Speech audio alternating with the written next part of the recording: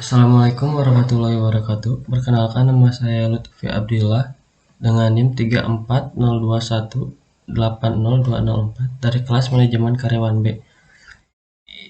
Ingin menyampaikan materi tentang standar operasional prosedur atau SOP.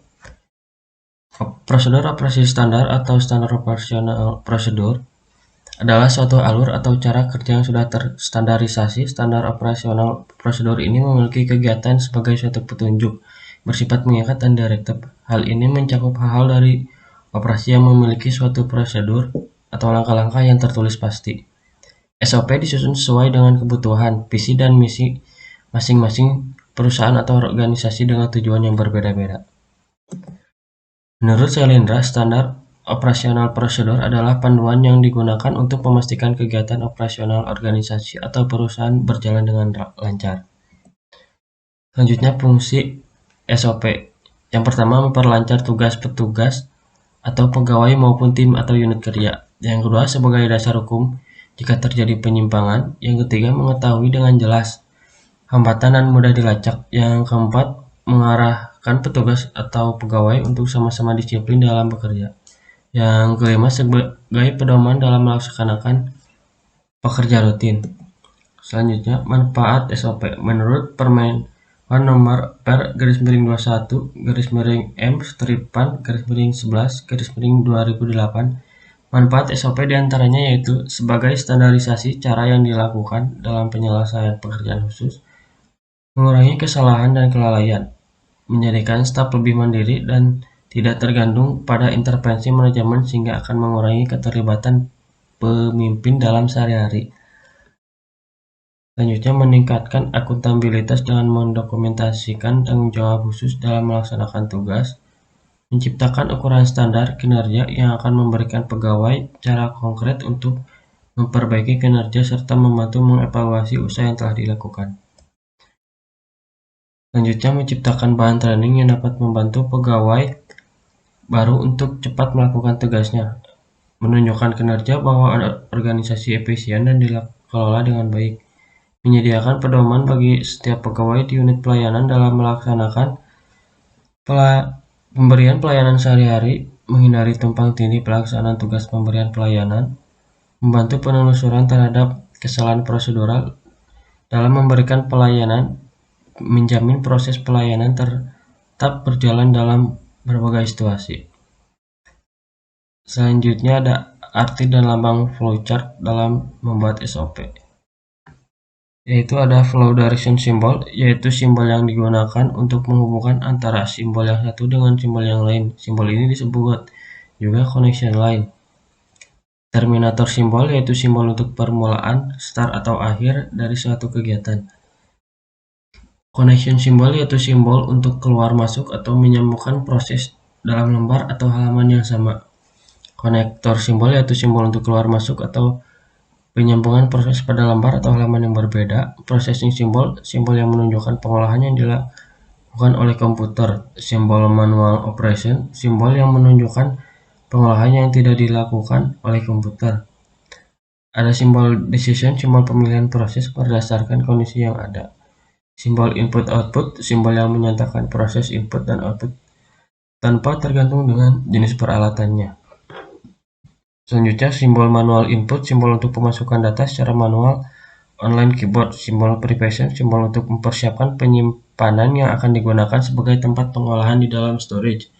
Simbol predefined process, simbol untuk pelaksanaan suatu bagian, subprogram atau prosedur. Simbol display, yaitu simbol yang menyatakan peralatan output yang digunakan, yaitu layar, printer, dan sebagainya. Simbol disk and online storage, simbol yang menyatakan input yang berasal dari disk atau disimpan ke disk. Simbol magnetic tape unit, yaitu simbol yang menyatakan input berasal dari pita magnetik atau output disimpan ke pita magnetik. Simbol punch card, simbol yang menyatakan bahwa input berasal dari kartu atau output ditulis ke kartu.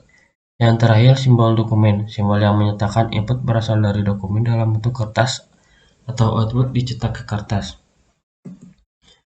Nah, ini contoh SOP proses publikasi hasil penelitian. Selanjutnya, Saya akan menampilkan SOP yang telah saya buat, yaitu tahapan standar operasional prosedur videografis trigger media. Tahap yang pertama, praproduksi. Prosedur yang dilakukan pertama yaitu konsultasi keinginan klien dengan estimasi waktu 1 hari yang dilaksanakan oleh finance, kameramen, dan direktur. Yang kedua, membuat storyline dan skrip dalam waktu 1-7 hari yang dilakukan oleh finance, kameramen, direktur, dan editor.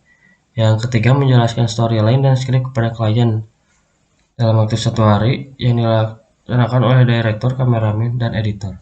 Yang keempat, klien berhak merevisi konsep yang strateger media berikan 1 kali dalam waktu 1-7 hari yang dilaksanakan oleh klien dan direktur. Yang kelima, jika setuju maka dibuatkan nota DP 50% dengan jangka waktu 1 hari dengan diberikan nota yang dilaksanakan oleh finance.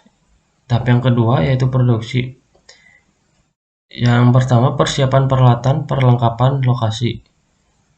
Dalam 1 hari dengan peralatan yang digunakan yaitu kamera, tripod, lensa, stabilizer, dan slider yang dilaksanakan oleh finance, director, kameramen, dan editor. Yang kedua, proses pengambilan video berdasarkan storyboard.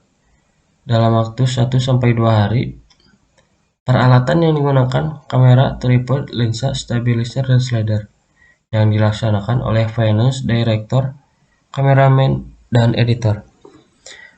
Dan yang terakhir ada pasca produksi. Yang pertama, mulai proses penyusunan materi video dalam waktu 1-2 hari menggunakan PC yang dilaksanakan oleh director dan editor. Yang kedua, pengolahan materi video untuk diedit dalam waktu 1-14 hari menggunakan PC yang dilakukan oleh editor. Yang ketiga, render hasil video dalam 1 hari menggunakan PC yang dilakukan oleh editor. Yang keempat, mengirim hasil produksi kepada klien dan juga pelunasan 50% dalam 1 hari yang dilakukan oleh finance. Dan yang terakhir, klien berhak meminta strateger media merevisi hasil video jika dirasa tidak sesuai dengan kesepakatan konsep awal dalam waktu 1 hari yang dilakukan oleh klien dan editor. Nah, begitulah contoh SOP yang telah saya buat. Sekian penyampaian materi dari saya. Mohon maaf bila ada kekurangan. Assalamualaikum warahmatullahi wabarakatuh.